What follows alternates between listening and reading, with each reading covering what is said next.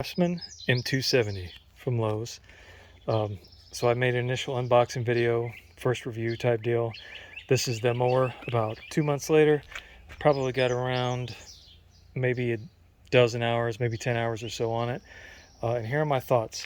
So the motor is a lot easier to start now than it was when I made the first video.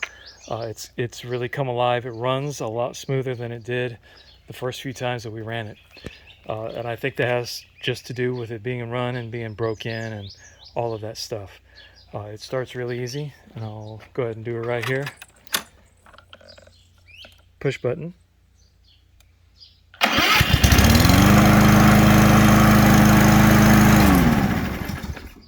It is smooth and easy, and it does that even from a cold start. I've been mowing with it a little bit today. I think that's great. The electric start portion of it is also great. I have not charged this battery, and this is the little Craftsman V20 2 amp. I haven't charged this since I put it together, and we probably started this mower probably 60 times, and we're on full battery. So I think that's solid. What I don't think is solid is the dust resistance inside the battery tray there. If you don't have a battery in there and you were just pull starting it, I think you might have problems there over time if you don't keep a battery in it, but I would suggest doing that. Hasn't used any oil at all. The mower itself, it cuts grass great, no issues with that. I do like the one lever does both sides of the wheels, front and back. What I don't really care for on this is the self-propelled. And it works, but it doesn't pull the mower very well at all. The front wheels, they spin and they grab, and if you're on a straight or even on a bank sideways, it does pull. It does good with that. If you're going uphill with it, it's almost not usable because the weight transfers to the back of the mower. There's not much weight up front, and the front wheels will spin, but they're not really pulling you.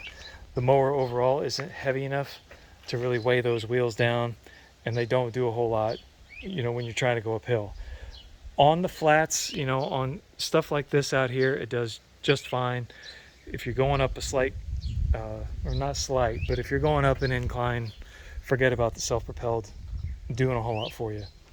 Past that, the only other thing I've really noticed is that these covers, they cover the inner workings here of the gears on the front wheels.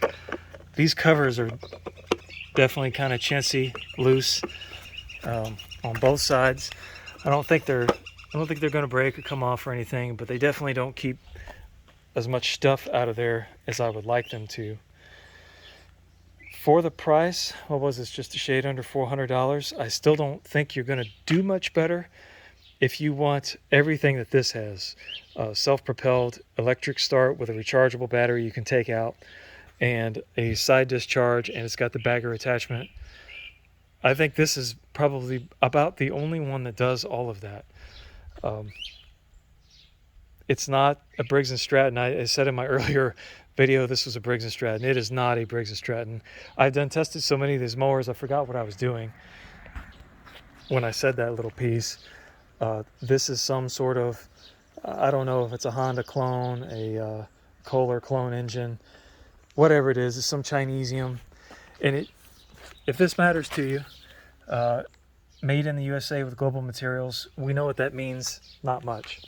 So all of these things, this is my review. I would still say buy it if you're looking for all of these things. If you want something a little higher quality and you don't care about the side discharge being out of the side, get the Toro. The Toro at Home Depot, it's about the same price. So I think just a shade over $400 or maybe $399 here in the spring of 2021. When I made that video, the self-propelled didn't work on it, but what I took it back for really was that it doesn't offer a side discharge here.